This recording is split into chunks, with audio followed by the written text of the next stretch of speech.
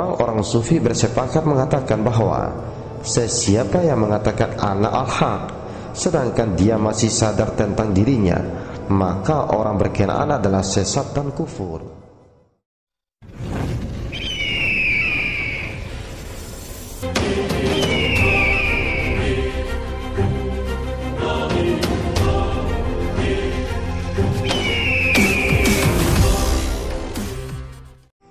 Bismillahirrahmanirrahim. Assalamualaikum warahmatullahi wabarakatuh. Ahwal menentukan amal. Berbagai bagi jenis amal adalah karena berbagai bagi ahwal, hal-hal. Ahwal adalah jamak bagi perkataan hal. Hikmah ini membawa arti hal membentuk keadaan amal. Amal adalah perbuatan atau kelakuan lahiriah, dan hal adalah suasana atau kelakuan hati. Amal berkaitan dengan lahiriah, manakala hal berkaitan dengan batiniah. Oleh karena hati menguasai sekalian anggota, maka kelakuan hati yaitu hal menentukan bentuk amal yaitu perbuatan lahiriah.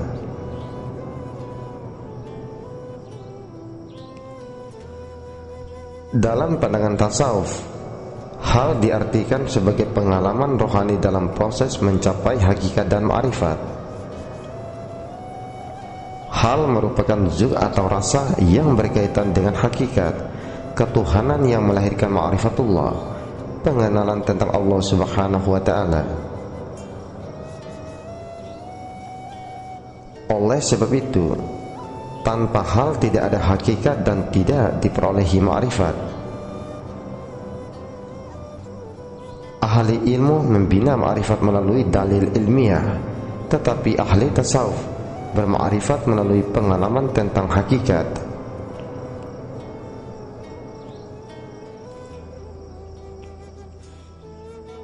Sebelum memperolehi pengalaman hakikat, ahli kerohanian terlebih dahulu memperolehi kasaf, yaitu terbuka kegaiban kepadanya.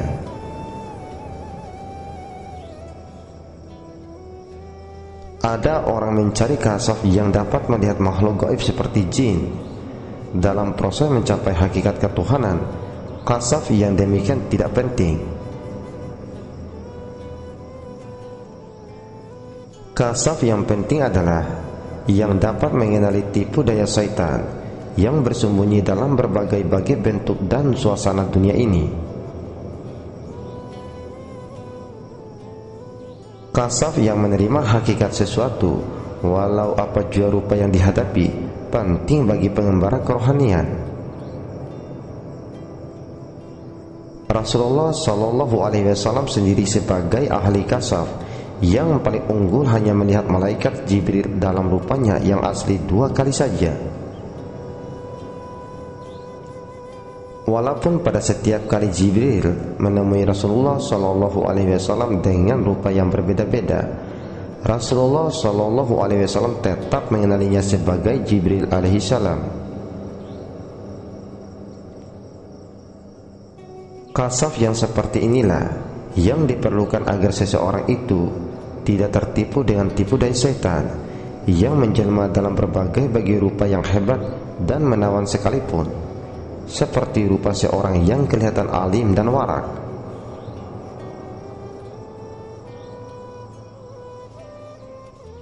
Bila seseorang ahli kerohanian memperolehi kasaf, maka dia telah bersedia untuk menerima kedatangan hal atau zuk, yaitu pengalaman kerohanian tentang hakikat ketuhanan.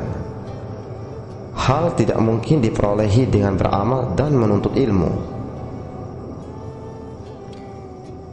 Sebelum ini pernah dinyatakan bahwa tidak ada jalan untuk masuk ke dalam gerbang ma'rifat. Seseorang hanya mampu beramal dan menuntut ilmu untuk sampai hampir dengan pintu gerbangnya. Apabila sampai di situ, seseorang hanya menanti kurniaan Allah semata-mata. Kurniaan Allah Subhanahu wa ta'ala yang membawa ma'rifat kepada hamba-hambanya.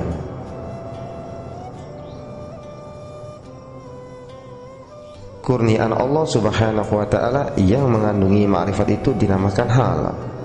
Allah subhanahu wa ta'ala memancarkan nurnya ke dalam hati hambanya, dan akibat dari pancaran itu hati akan mendapat sesuatu pengalaman atau terbentuk satu suasana di dalam hati.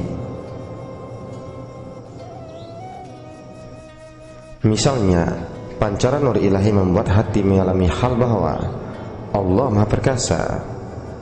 Apa yang terbentuk di dalam hati itu tidak dapat digambarkan, tetapi kesannya dapat dilihat pada tubuhnya yang menggigil hingga dia jatuh pingsan.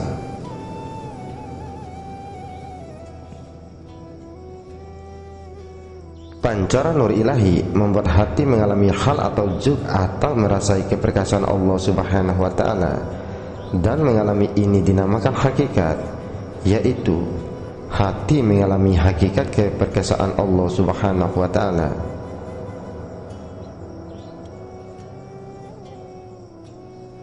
Pengalaman hati tersebut membuatnya berpengetahuan tentang maksud Allah Maha Perkasa. Jadi, pengalaman yang diperolehi daripada juk hakikat melahirkan pengetahuan tentang Tuhan. Pengetahuan itu dinamakan ma'rifat. Orang yang berkenaan dikatakan berma'rifat terhadap keperkasaan Allah subhanahu wa ta'ala.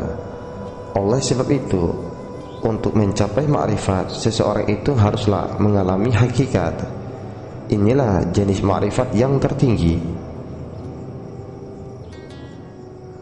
Ma'rifat tanpa pengalaman hati adalah ma'rifat secara ilmu. Ma'rifat secara ilmu boleh didapati dengan belajar, sementara secara zuk didapati tanpa belajar.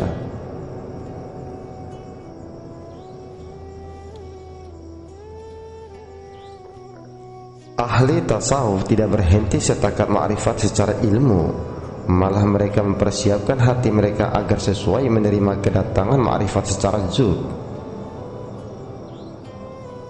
Ada orang yang memperolehi hal sekali saja dan dikuasai oleh hal dalam tempoh yang tertentu saja, dan ada juga yang berkekalan di dalam hal.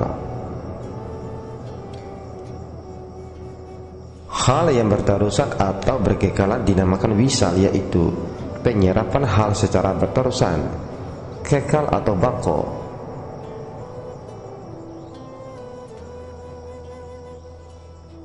Orang yang mencapai wisal akan terus hidup dengan cara hal yang berkenaan. Hal-hal ahwal dan wisal boleh dibagikan kepada 5 jenis. Yang pertama, abid. Abid adalah orang yang dikuasai oleh hal atau juk yang membuat dia merasakan secara bersangatan bahwa dirinya hanyalah seorang hamba yang tidak memiliki apa-apa dan tidak mempunyai sebarang daya dan upaya untuk melakukan sesuatu.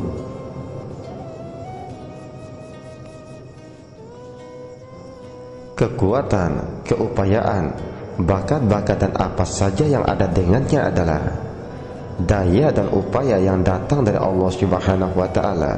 Semuanya itu adalah kurniaannya semata-mata.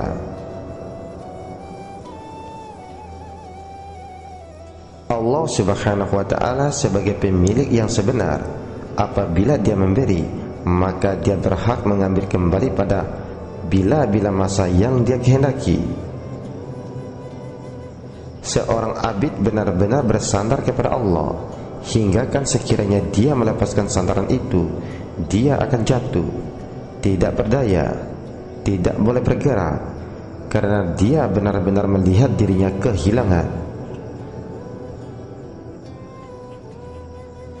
Apa yang datangnya dari Allah subhanahu wa ta'ala, hal atau suasana yang menguasai hati, abid itu akan melahirkan amal atau kelakuan sangat kuat beribadah, tidak memperdulikan dunia dan isinya, tidak mengambil bagian dalam urusan orang lain, sangat takut berjauhan dari Allah subhanahu wa ta'ala, dan gemar bersendirian.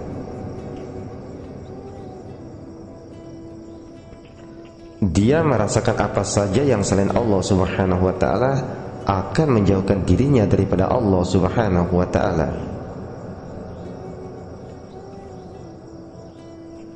Yang kedua, asikin. Asikin adalah orang yang mendapat asik dengan sifat keindahan Allah Subhanahu wa ta'ala, rupa, bentuk, warna, dan ukuran tidak menjadi soal kepadanya, karena apa saja yang dilihatnya menjadi cermin yang dia melihat keindahan serta keelokan Allah Subhanahu wa ta'ala di dalamnya. Amal atau kelakuan asikin ialah gemar merenung alam maya dan memuji keindahan Allah pada apa yang disaksikannya. Dia boleh duduk menikmati keindahan alam beberapa jam tanpa merasa jemu. Kilauan ombak dan titikan hujan memukau pandangan hatinya. Semua yang kelihatan adalah warna keindahan dan keelokan Allah Subhanahu wa ta'ala. Orang yang menjadi asikin tidak memperdulikan lagi adab dan peraturan masyarakat. Kesadarannya bukan lagi pada alam ini. Dia mempunyai alamnya sendiri yang di dalamnya hanyalah keindahan Allah Subhanahu wa ta'ala.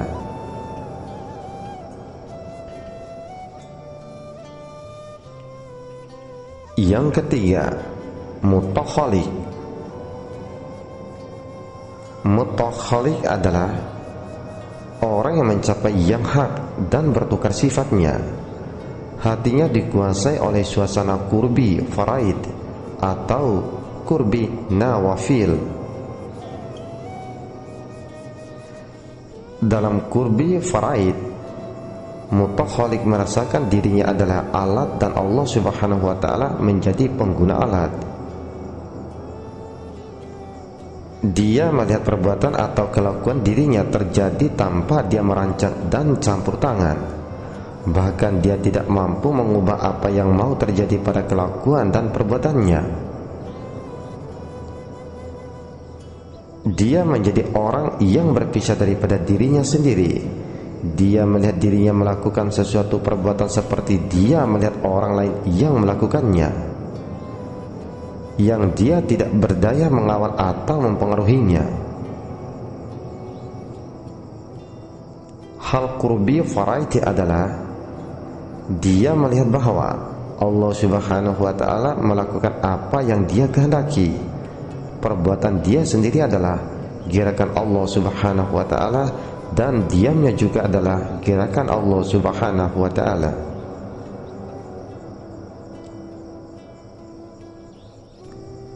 Orang ini tidak mempunyai kehendak sendiri, tidak ada ikhtiar dan tadbir.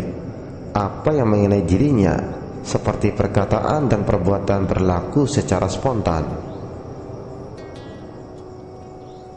Kelakuan atau amal kurbi faraiti ialah bercampur-campur di antara logik dengan tidak logik, mengikut adat dengan merombak adat, kelakuan alim dengan jahil.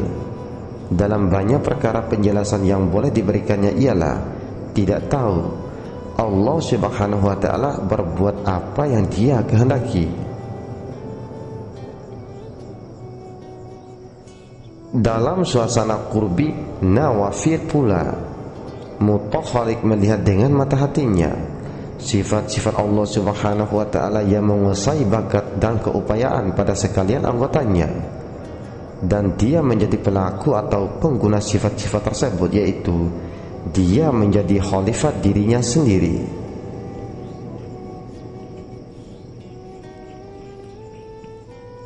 Hal kurbi nawafil ialah berbuat dengan izin Allah Subhanahu wa ta'ala, karena Allah Subhanahu wa ta'ala mengkurniakan kepadanya kebolehan untuk berbuat sesuatu. Contoh kurbi nawafil adalah kelakuan Nabi Isa alaihi salam yang membentuk rupa burung dari tanah liat, lalu menyuruh burung itu terbang dengan izin Allah. Juga kelakuan beliau alaihi salam memanggil orang mati supaya bangkit dari kuburnya. Nabi Isa alaihi salam melihat sifat-sifat Allah Subhanahu wa ta'ala yang diizinkan menjadi bakat dan keupayaan beliau. Sebab itulah beliau alaihi salam tidak ragu-ragu untuk menggunakan bakat tersebut, menjadikan burung dan menghidupkan orang mati dengan izin Allah Subhanahu wa ta'ala.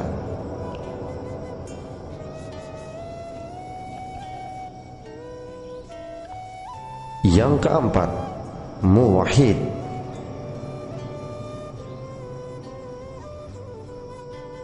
Muwahhid fana dalam zatnya lenyap dan zat mutlak yang menguasainya. Hal bagi muwahhid ialah dirinya tidak ada, yang ada hanya Allah Subhanahu wa ta'ala. Orang ini telah putus hubungannya dengan kesadaran basariyah dan sekalian maujud. Kelakuan atau amalnya tidak lagi seperti manusia biasa, karena dia telah terlepas dari sifat-sifat kemanusiaan dan kemakhlukan.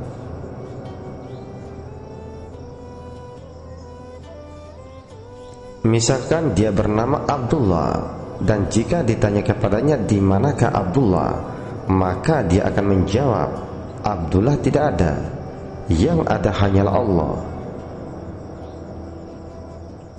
Dia benar-benar telah lenyap dari keabdullahan dan benar-benar dikuasai oleh kefanaan kepada Allah Subhanahu wa ta'ala. Walau bagaimanapun sikap dan kelakuannya, dia tetap dalam keridhaan Allah Subhanahu wa ta'ala. Apabila dia tidak dikuasai oleh hal, maka kesadarannya kembali dan dia menjadi ahli syariat yang taat.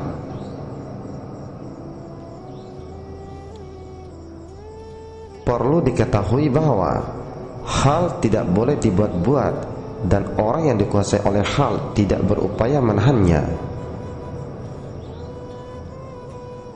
Ahli hal karam dalam kelakuan Allah Subhanahu wa ta'ala. Bila dia mengatakan sesuatu, akulah Allah, bukan bermakna dia mengaku telah menjadi Tuhan, tetapi dirinya telah fana. Apa yang terucap melalui lidahnya sebenarnya adalah dari Allah Subhanahu wa ta'ala.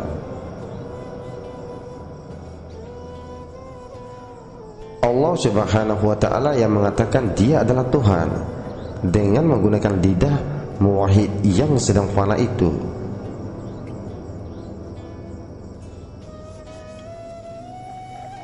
Berbeda pula golongan mulhid. Si mulhid tidak dikuasai oleh hal, tidak ada zuk, tetapi berkelakuan dan berbicara seperti orang yang di dalam zuk. Orang ini dikuasai oleh ilmu tentang hakikat, bukan mengalami hakikat secara zuk. Si mulhid membuang syariat serta beriman berdasarkan ilmu semata-mata. Dia berpuas hati berbicara tentang iman dan tauhid tanpa beramal menurut tuntunan syariat.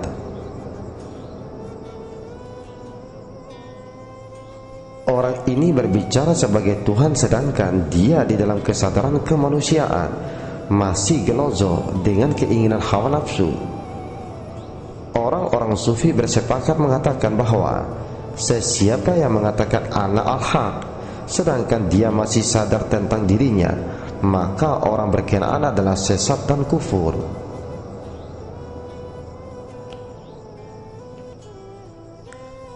Yang kelima, mutahaqqiq. Mutahaqqiq adalah orang yang setelah fana dalam jihad turun kembali kepada kesadaran sifat, seperti yang terjadi kepada nabi-nabi dan wali-wali demi melaksanakan amanat sebagai khalifah Allah di atas muka bumi dan kehidupan dunia yang wajib diuruskan. Dalam kesadaran jihad, seseorang tidak keluar dari khulawatnya dengan Allah Subhanahu wa ta'ala dan tidak peduli tentang keruntuhan rumah tangga dan kehancuran dunia seluruhnya.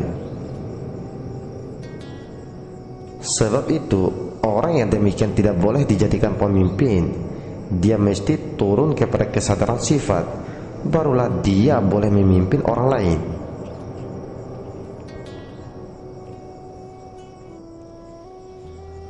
Orang yang telah mengalami kefanaan dalam zat kemudian disadarkan dalam sifat adalah benar-benar pemimpin yang dilantik oleh Allah Subhanahu wa taala menjadi khalifahnya untuk memakmurkan makhluk Allah Subhanahu wa taala dan memimpin umat manusia menuju jalan yang diridhai oleh Allah Subhanahu wa taala.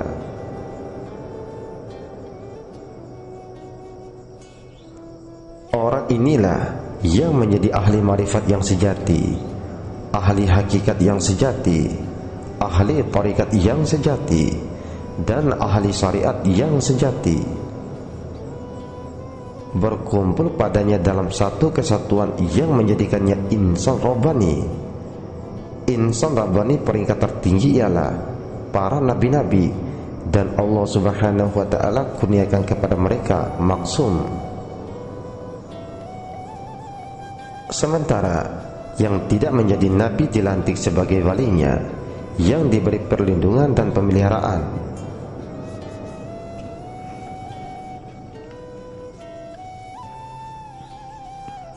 Ahwal hal-hal yang menguasai hati nurani berbeda-beda. Dengan itu akan mencetuskan kelakuan amal yang berbeda-beda pula. Ahwal mesti difahami dengan sebenar-benarnya oleh orang yang memasuki latihan tarikat kerohanian, supaya dia mengetahui dalam amal yang bagaimanakah dia mendapat kedamaian dan mencapai maksud dan tujuan. Apakah dengan sembahyang, zikir atau puasa? Dia mesti berpegang sungguh-sungguh kepada amal yang dicetuskan oleh hal tadi, agar dia cepat dan selamat sampai ke puncaknya.